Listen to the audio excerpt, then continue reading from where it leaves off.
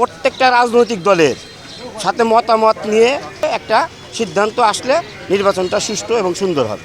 একক সিদ্ধান্ত করলে ভুল বেশি হয়। আওয়ামী লীগ এবং তাদের যারা দোসর ছিল জাতীয় পার্টি 14 দল, তাদেরকে এই মানে সংস্কার প্রস্তাব তাদের নেওয়া প্রয়োজন নেই। না, অবশ্যই সব দলের মতামত নিতে হবে।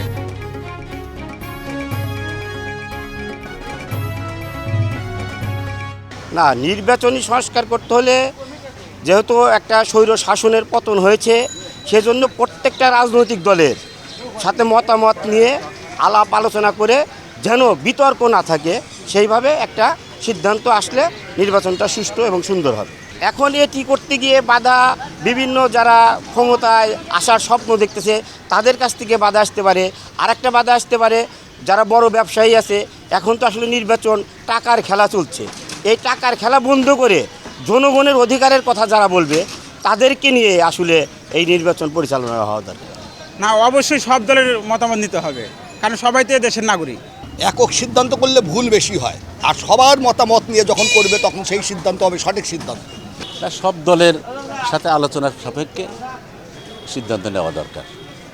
বর্তমান যে অন্তর্বর্তীকালীন সরকার যে নির্বাচনী ব্যবস্থার যে সংস্কার করবে, সেখানে আওয়ামী লীগের কোনো মতামত দেওয়ার সুযোগ নেই, কারণ তারাই তো নির্বাচনী ব্যবস্থাটাকে একদম ধ্বংস করে দিয়েছে। সেক্ষেত্রে আওয়ামী লীগ এবং তাদের যারা দোসর ছিল জাতীয় পার্টি 14 দল, তাদেরকে এই মানে সংস্কার প্রস্তাব তাদের নেওয়া প্রয়োজন নেই। কেন প্রয়োজন নাই? তার আওয়ামী লীগ যা করেছে, ফ্যাসিস্ট সরকার হিসেবে সমস্ত নির্বাচনী প্রতিষ্ঠান ধ্বংস করেছে।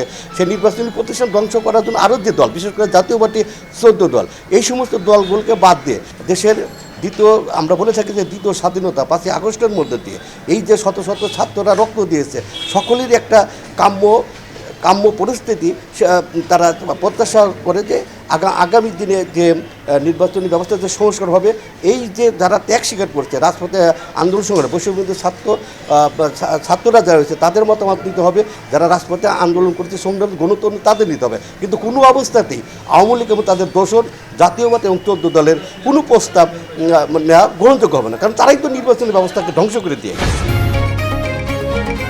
পাবলিক রিঅ্যাকশনে আপনার মতামত দিন। আপনার মতামতই পারে দেশ গঠনের নতুন পথ দেখাতে। পাবলিক রিঅ্যাকশন, দেশ গড়ায় আপনার মতামত।